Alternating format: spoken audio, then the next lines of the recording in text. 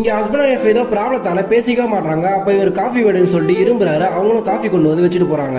இவங்களும் வீட்டுக்கு ஏதாவது பொருள் வேணும்னா ஒரு பிளாக் போர்டு எழுதுறாங்க. அதை பார்த்துட்டு இவரும் வாங்கிட்டு வந்து தராரு. அப்ப தரும்போது சாணியை மெரிச்சது கூட பார்க்காம நடு வீட்டுல நடந்து போயிடாரு. அதை பார்த்துட்டு அவர் ரூம் கிட்ட பக்கெட் மாப்ப வச்சுட்டு போயிடுறாங்க. அவரும் அதை பார்த்துட்டு கிளீன் பண்றாரு. ஆனா சரியா துடைக்க மாட்டாரு. அதை பார்த்ததுமே கோவப்பட்டு காய்கறி வேகமா வெட்டுறாங்க. இவரும் பயத்துல நல்லா கிளீன் பண்றாரு. ஆக்சுவலா இவங்க புல்லாங்குழல் நல்லாவே வாசிப்பாங்க. அதை பார்த்துட்டு இவர் லவ் பண்ணி கல்யாணம் பண்ணிப்பாரு. ஒரு சண்டையில அந்த புல்லாங்குழையை உடைச்சு போட்டுருவாரு. அதனால இவங்க ரெண்டு பேரும் ப்ராப்ளம் வந்து பேசாம போயிடுறாங்க. ஆனா இவங்க ஒரு நாள் வீட்டுக்குள்ளே மாஸ்க் போட்டுட்டு இருக்காங்க. என்னன்னு பார்த்தா கோவிட் டெஸ்ட் எடுக்கிறவங்க செக் பண்ணிட்டு போறாங்க. தென் இவங்க ரூமுக்குள்ள போய் கதவே சாத்திக்கிறாங்க. அதை பார்த்துட்டு இவரும் ரொம்ப பயப்படுறாரு. அப்ப ரிசல்ட் எப்போ வரும் பார்த்தா 3 நாள் கழிச்சு தான் வரும்னு சொல்றாங்க. அதனால இவங்களுக்கு தேவையான எல்லாத்தையும் இவரே செய்ய ஆரம்பிக்கிறாரு. டெய்லி அவங்களுக்கு தேவையான கஷாய சாப்பாடுன்னு இவரே செஞ்சு கொடுக்குறாரு. அவங்க ரூம் வாசல்லே பெட்டை போட்டு படுத்துறாரு. இவரை இதே தொடர்ந்து பண்ணிட்டு இருக்காரு. ரிசல்ட் வர மாட்டேங்குது. அதனால வந்தா நமக்கும் வரணும்னு சொல்லிட்டு அவங்க பக்கத்திலே போய் படுத்துறாரு. அப்பன்னு பார்த்து மெசேஜ்ல ரிசல்ட் நெகட்டிவ்னு வருது. அதை பார்த்து ஹாப்பியா அந்த மெசேஜ் காமிக்கிறாரு. தென் புல்லாங்குழல் கொடுத்து காஃபின்னு கேட்கிறாரு. இவங்களும் காஃபின்னு சொல்லிட்டு பேச ஆரம்பிக்கிறாங்க.